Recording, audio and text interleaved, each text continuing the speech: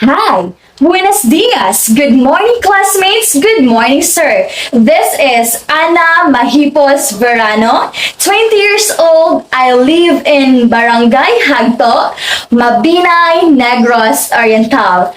I am a third-year college student taking up Bachelor of Secondary Education major in Filipino at Negros Oriental State University, Mabinay Campus. And this is my video presentation on task number 4 wherein I will discuss the following. Number 1. Comparison of the teacher's qualifications of Philippines and my chosen country, which is the Iceland. Number 2.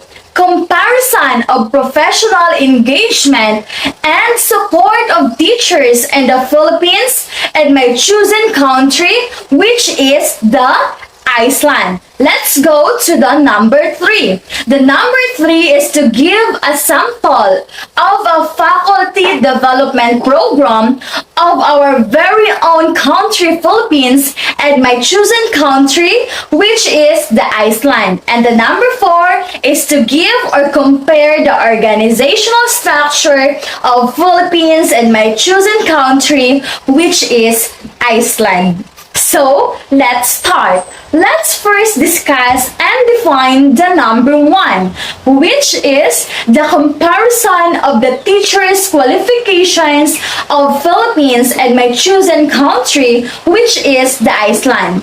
And now, let's discuss the teacher's qualifications in the Philippines.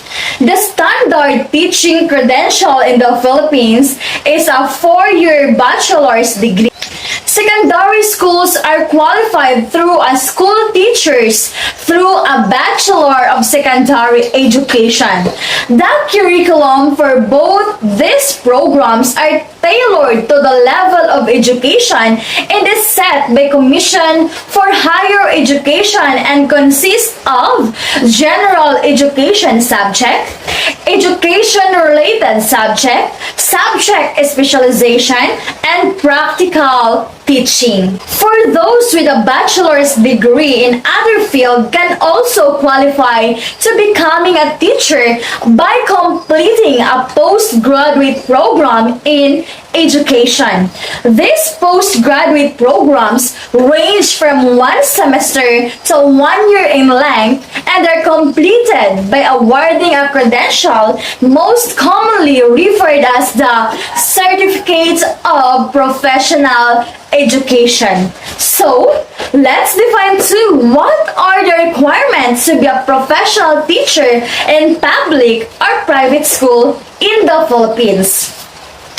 If we base on Republic Act number 4670 on June 18, 1966, Section 3, which is the Magna Carta for public school teachers, with the title Recruitment and Career on Section 3, Recruitment and Qualification.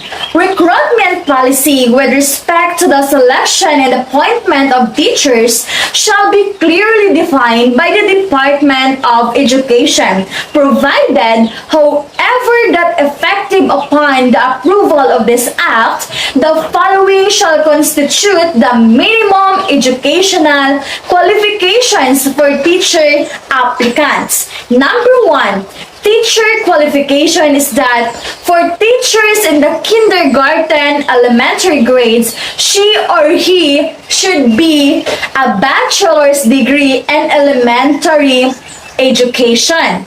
Number 2, for teachers of the secondary schools, she or he must have a bachelor's degree in education or its equivalent with a major and a minor, or a bachelor's degree in arts or science with at least 18 professional units in education.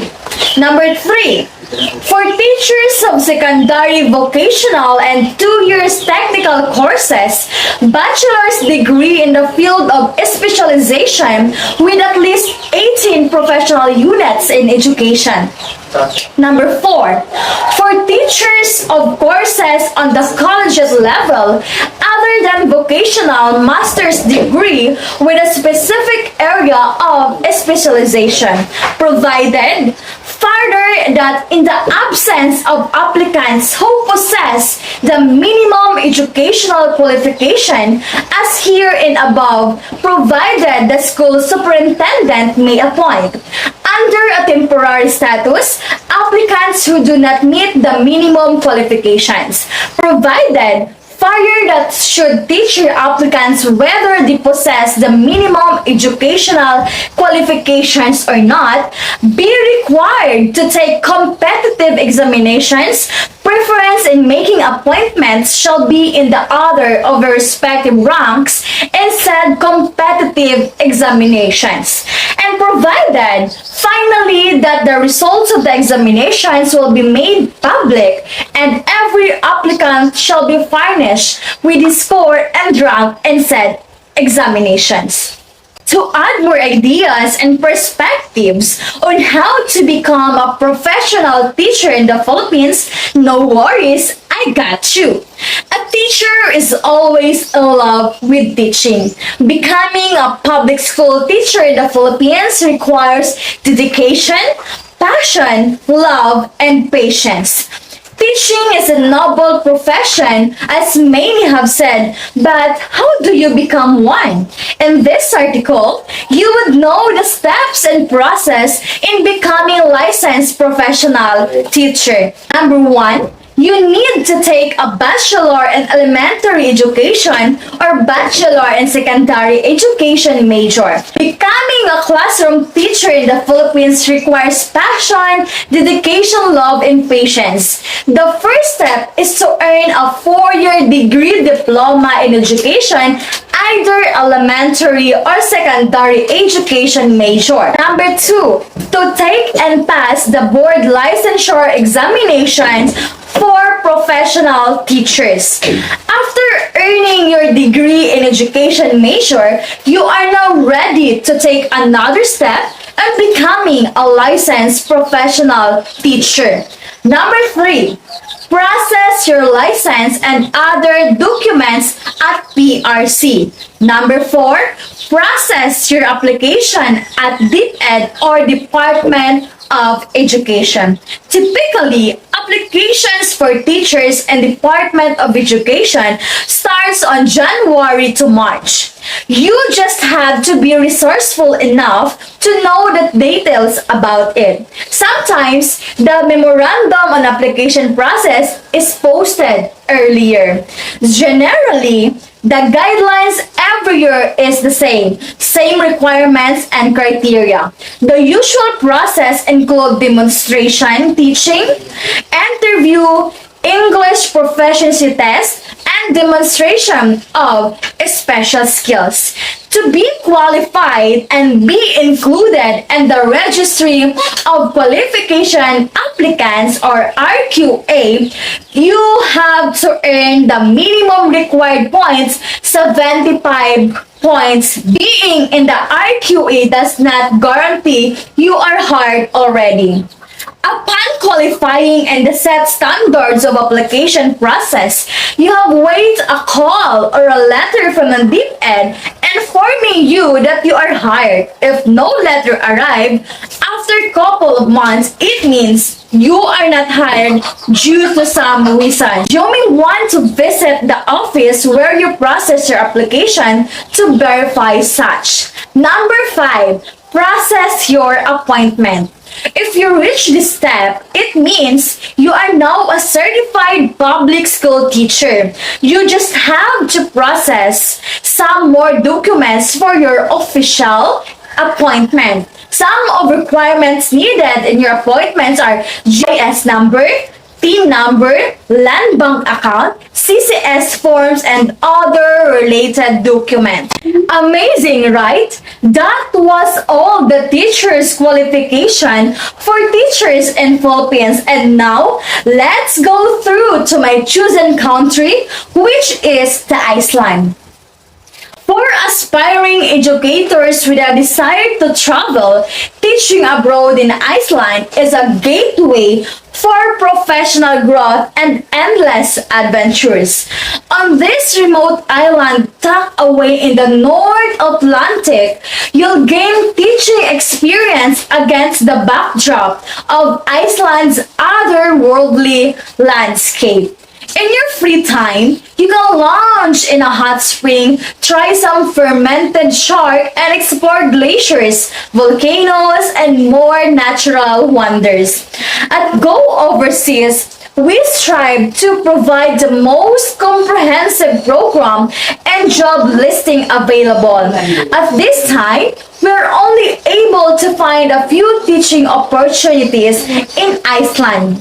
In order to teach English in Iceland, most teachers will require a bachelor's degree and TEFL or other relevant ESL teaching certification. The average salary teaching in Iceland is $1,500 to $3,000 per month. So, here it is the qualification of Icelandic professional teachers. Number 1, to be able to know how to speak English. Number 2, programs typically requires a bachelor degree. And number 3, having an ESL certification will certainly strengthen your application.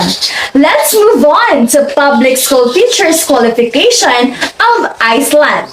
To teach abroad in Iceland public schools, you'll need at least a first bachelor's degree. While education preferred area of study, for entry-level jobs, it's not a requirement. Second, degrees in English or a specific subject matter can also make for great teachers. To get a job at a public school, you'll have to check the career page on each institution's website or reach out directly to someone there. To live and work in Iceland, you'll need a temporary work permit for qualified professionals. Both you and your employer will need to provide documentations to prove that your knowledge and background will contribute positively to the Icelandic workforce and society. You'll need to submit standard items like a copy of your passports, a criminal background check, and a proof of medical coverage. Additional documents specific to your particular work permit will also be needed, including an employment contract, a copy of your diploma, and details about your work history. Once everything's been sent off, the process can take as long to get visa approval. Added on, all teachers in Iceland are civil servants, with the nature and length of training varying as a function of the educational level. To sum it up, here are the teacher's qualification in Iceland. In preschool teachers, she or he must complete a 3-year course of study that is 2/3 academic or theoretical and 1/3 practical at either the Icelandic College for Preschool Teachers or at the University of Akureyri. And service training for preschool teachers is not officially mandated by law, yet preschool personnel frequently supplement their education after working for 3 or more years in preschool setting. In compulsory education, teachers teachers must complete bachelor's degree or complete a 3-year course at a bachelor training college. And as with preschool teaching, participation in service teaching is not mandatory. However, collective bargaining agreements enable teachers to attend training sessions. Next is the legislation requirements. Upper secondary general academic school teachers complete at least 4 years of university level education. A minimum of 2 years needs to be devoted to a major subject and 1 year to the study of education and instructional methodology. Teachers are paid by the states but hired locally, and service training courses are held annually for upper secondary school teachers. Teacher education in Iceland has a history extending more than a century and leading to the founding of the Iceland University of Education. Above all, let's bear in our mind that teaching abroad is by no means of a glamorous endeavor, but it's one that's fulfilling and able to lead to new opportunities. We are done tackling the teachers' qualifications of Philippines and Iceland. Let's go to number 2, which is the professional engagement of Philippines and Iceland. Let's first discuss the professional engagement of Philippines. The 7 teacher standards fall into 3 teaching domains: professional knowledge, professional practice, and professional engagement. To find out what is expected of you from these domains at every career stage, explore the teacher standards. Number 1, the professional knowledge. In professional knowledge, it contains that the teachers draw on a body of professional knowledge and research to respond to the needs of their students within their educational context. Number 2, professional practice. Teachers are able to make learning engaging and values. They're able to create and maintain safe, inclusive, and challenging learning environments and implement fair and equitable behavior management plans. They use sophisticated communication techniques. Number 3, professional engagement. Teachers model effective learning. They identify their own learning needs and analyze, evaluate, and expand their professional learning, both collegially and individually. Teachers value opportunities to engage with their school communities within and beyond the classroom to enrich the educational context for students. They understand the links between school and home and community and the social and intellectual development of their students. That was the professional engagement of the Philippines. Let's go through Iceland professional development of teachers. 77% of teachers participate in professional development activities in the survey period. 18 months, well below the TALIS average of 89%, the 4th lowest of the 23 countries. Next, average number of days of development taken was 10.7 days, well below the TALIS average of 15.3 days. Next, almost 68% of teachers in Iceland paid nothing for the development they received. And 70% of teachers receive scheduled time allocation for undertaking the development. TALIS average is equal to 63%. Next, Unsatisfied demand for more development is well below the average for Iceland. 38% teachers wanted more development than they received. Thales average is 55%.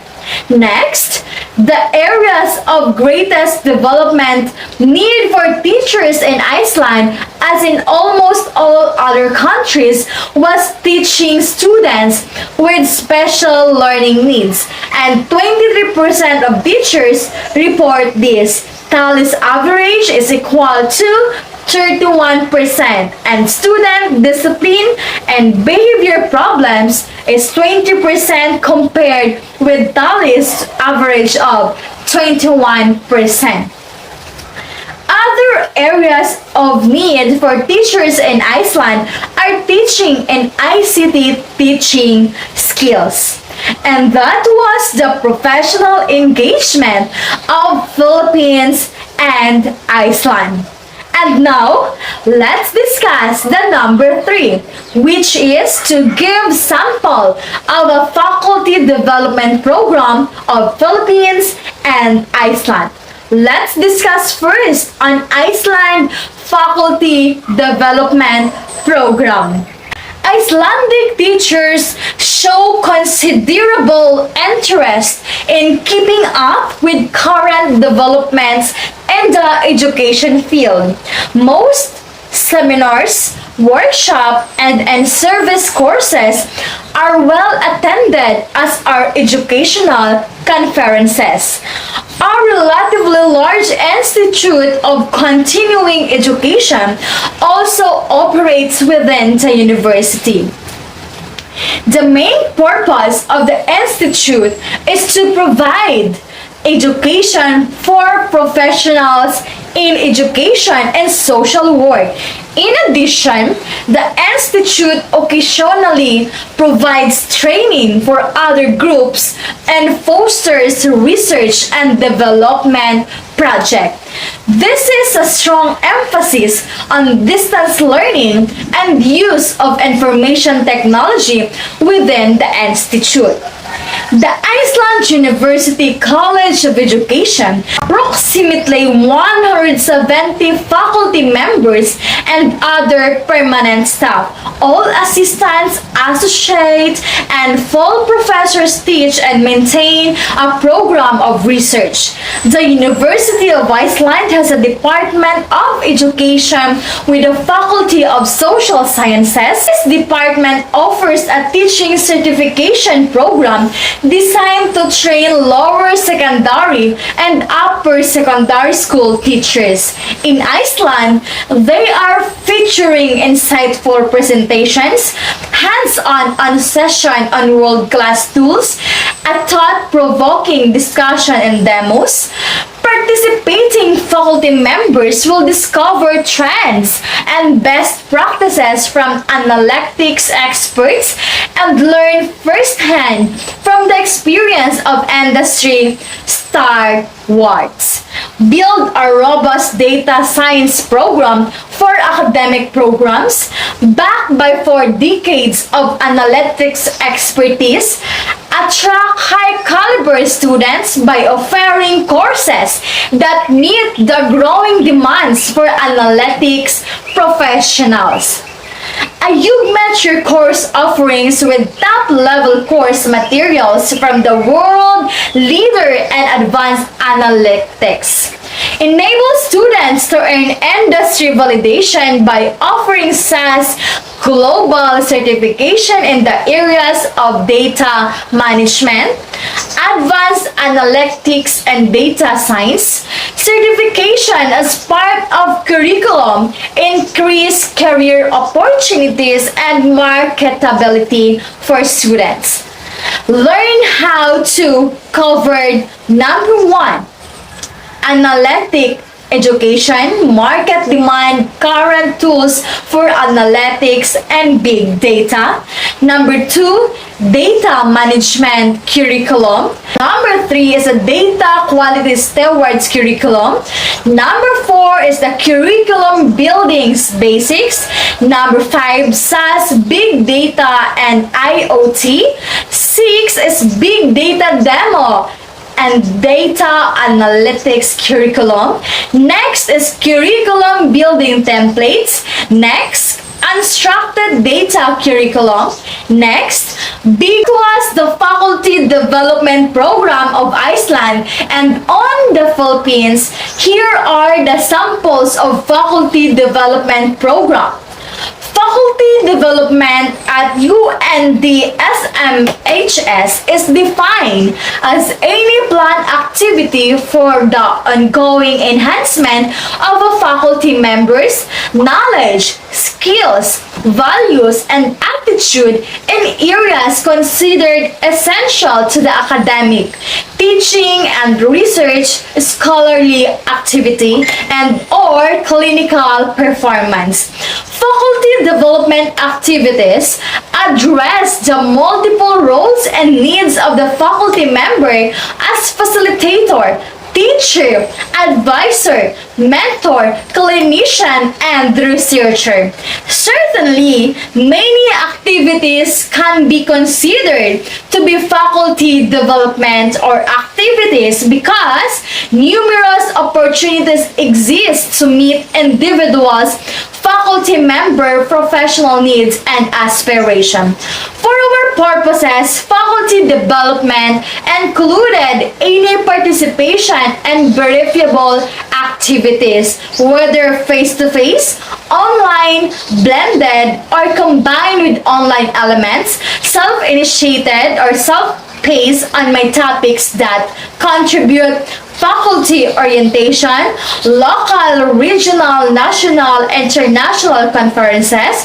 Third, professional development institutes programs.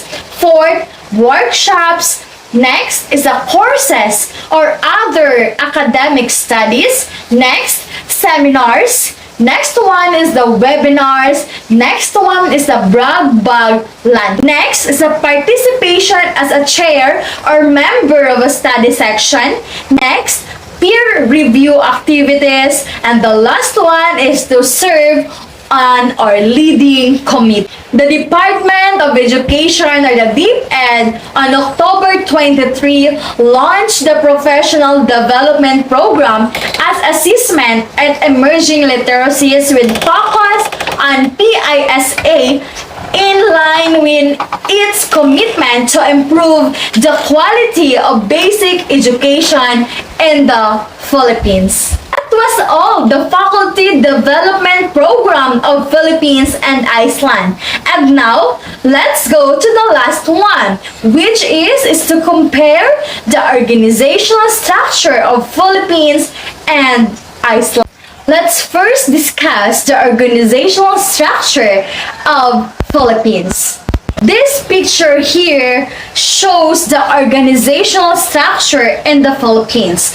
From the Office of the Secretary or OSEC, the OSEC proper, Office of the Undersecretaries, Office of the Assistant Secretaries, down into columns. The first one, it is the Teacher Education Council Secretariat. The second one is the Internal Audit Services. This two is comprises into 3 columns, which is the curriculum and instruction. The second one at the center is the finance and administration, and the third one is the strategic management. It is down into 2, the governance and the operations, and legal and legislative affairs. And the governance and operations, it is comprises into 1, 2, 3, and 4. The first one is the field operations. Second, the regional offices. Third is the schools divisions offices. Fourth is the schools and learning centers. Supervisions of field offices is under the scope of the Undersecretary for Governance and Operations. And this is the organizational structures in the Philippines. The highest office of the organization is the Office of the Secretary. The main divisions of the DepEd offices are Administrative Services, Financial Management Service, Human Resource Development, Service Educational Development Project, Implementing Task Force, National Education and Research Center School, and Health Education Center, National Educators Academy of the Philippines, National Science Teaching Instrumentation Center Staff, Development Divisions, and the last one is the Regional Office. And here is the organizational structure or chart of the Iceland.